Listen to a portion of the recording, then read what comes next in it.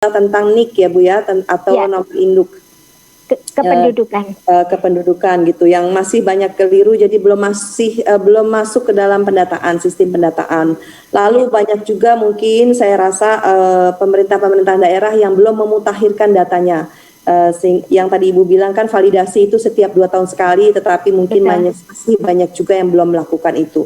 Sehingga problem-problem yang Ibu tadi utarakan itu memang sangat-sangat relevan sekali Bu, sangat-sangat relevan dengan apa yang memang banyak teman-teman alami. Terima kasih banyak Ibu, nanti kita akan melanjutkan diskusinya di akhir setelah paparan dari Mas Dimas ini.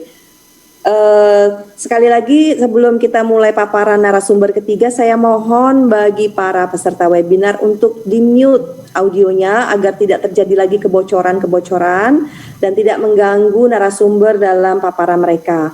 Saya juga mengingatkan kalau misalnya memang ada pertanyaan, mohon ditulis di chat box dan ditujukan kepada siapa pertanyaan tersebut. Nanti saya akan bacakan untuk kita diskusi lebih lanjut. Ibu Ani, terima kasih. Sekarang kita akan lanjut ke narasumber ketiga, yaitu Mas Dimas Prasetyo Muharam, yang akan bercerita mengenai semacam testimoni ya Mas Dimas ya, tentang apa sih tips-tipsnya bagi teman-teman disabilitas yang sedang mencari peluang pekerjaan, dan juga mungkin sharing pengalaman bagaimana Mas Dimas juga sebagai penyandang disabilitas netra sekarang bisa menjadi seorang PNS di Kementerian Pendidikan dan Kebudayaan. Silakan Mas Dimas, 15 menit waktunya. Oke Mbak Yusti. Ya, bismillahirrahmanirrahim. Assalamualaikum warahmatullahi wabarakatuh. Selamat pagi Bapak Ibu. Sebelumnya terima kasih untuk kesempatannya. Saya merasa terhormat sekali bisa berada di forum ini. Terima kasih kepada staf khusus Presiden Mbak Angki Yudhistia sudah mengundang, lalu juga kepada moderator dan lainnya. Sebelumnya perkenalkan lagi sedikit, nama saya Dimas Prasetyo Muharam. Saat ini saya status sebagai PNS di Badan Penelitian dan Pengembangan dan Perbukuan Kementerian Pendidikan dan Kebudayaan. Saya masuk CPNS itu ikut seleksi 2017, lalu alhamdulillah lulus dan dipanggil 2018, dan 2019 diangkat menjadi PNS, dan 2020 karena saya melamar di formasi peneliti, jadi jabatan fungsional tertentu peneliti. Saat ini saya jabatannya sebagai peneliti ahli pertama. Iya, sebelumnya mungkin saya mau cerita sedikit ya sebelum masuk ke materi saya. Saya memberikan judul itu rekrutmen CPNS berkeadilan, teladan untuk publik. Jadi itu yang akan coba ingin kita sampaikan di goalsnya nanti. Ya, saya saat seorang tunanetra, saya kehilangan penglihatan itu tidak dari lahir, tapi dari kelas 6 SD umur 12 tahun. Kalau kata dokter sih kena glukoma, toxoplasma dan lain-lain lah ya, berkolaborasi dia di situ. Jadi saya semenjak SD, SMP, SMA itu sekolah di sekolah umum di SMP 226 Jakarta, SMA 66 Jakarta, lalu kuliah saya di S1 Sastra Inggris Universitas Indonesia. Saya lulus tahun 2012. Nah, waktu saya lulus itu, saya sudah sempat ikut sih beberapa kali tes ya, karena kan ikut seleksi CPNS itu kan jadi salah satu hak ya warga negara ya, siapapun bisa ikut ya, namanya juga coba-coba ya.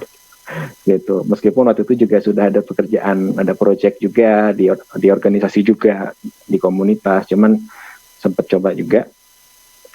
Pernah ikut 2013 itu saya ikut saya 2012 pernah ikut seleksi di Kementerian Luar Negeri waktu itu, karena kan biasanya kalau anak sastra Inggris itu biasanya banyak yang masuk ke diplomat ya. Tapi waktu itu nggak lolos karena kalau nggak salah waktu itu belum ada formasi disabilitas, jadi tidak lolos berkas. Lalu 2013 pernah ikut juga 2 kalau nggak salah di Pemprov DKI, juga di Kemenlu, dua-duanya lolos berkas karena waktu itu sudah mulai ada sedikit kuota ya kalau nggak salah buat formasi disabilitas. Cuman pas waktu wawancara itu saya sedang dapat short course waktu itu di Australia, jadi nggak bisa ikut untuk tesnya. Lalu 2014 moratorium dan hingga sampai 2017 saya baru ikut mulai seleksi lagi. Waktu itu saya kondisi status sedang honorer di Kementerian Kominfo waktu itu sebagai instruktur komputer. Lalu ikut karena waktu itu formasi disabilitasnya yang untuk jurusan sastra Inggris cuma ada satu di Kementerian Pendidikan dan Kebudayaan, jadi saya cobalah situ. Tujuannya sebenarnya waktu itu hanya ingin tahu sebetulnya tes CAT itu kayak apa gitu ya. Masa kita udah bukan negara nggak pernah ikut tes CAT, CPNS gitu ya, mau coba. Tapi alhamdulillah lolos. Dan alhamdulillah juga difasilitasi waktu itu oleh panitia. Ya sebetulnya sih di awalnya agak ada sedikit diskusi dulu sih gitu ya, ada sedikit diskusi dengan panitia dan lain-lain. Tapi alhamdulillah akhirnya difasilitasi. Waktu itu pakai komputer, saya sebenarnya sudah sempat menawarkan bahwa kalau boleh saya bisa install screen reader, karena kan tunanetra itu pakai aplikasi screen reader ya. Ya panitia nggak perlu, akhirnya dibacakan saja dan alhamdulillah lolos passing grade semuanya. Dan proses sampai SKD, seleksi kemampuan kompetensi SKB, kemampuan kompetensi bidang itu juga difasilitasi juga dibacakan oleh panitia dan alhamdulillah lolos juga dari 3 orang itu kan, karena kalau SKB hanya diambil 3 kali 1 formasi, peringkat 1 dan alhamdulillah lolos gitu ya, masuk. Selama prosesnya juga ketika pemanggilan, lalu juga latsar, dulu namanya itu diklat prajabatan ya, kalau sekarang mulai 2007 ke 18 itu latsar namanya, pelatihan dasar. Alhamdulillah juga difasilitasi selama di pusdiklat. Yang penting waktu itu kita berkomunikasi sih dengan tim pengajar dan lain-lain, difasilitasi, diberikan soft copy dan lain-lain. Nah, itu kira-kira sedikit review dari saya sih prosesnya.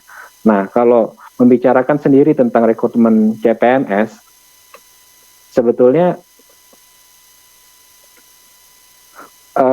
ini ada kaitannya untuk ini ya, untuk membangkitkan bagian dari membangkitkan kepercayaan diri dari seorang penyandang disabilitas. Jadi gini, ketika dulu, misalnya pas saya, ketika masih kecil, anak-anak gitu ya, ketika mulai mengalami disabilitas, booster kepercayaan diri saya itu adalah keluarga, yang bisa menguatkan kita adalah keluarga.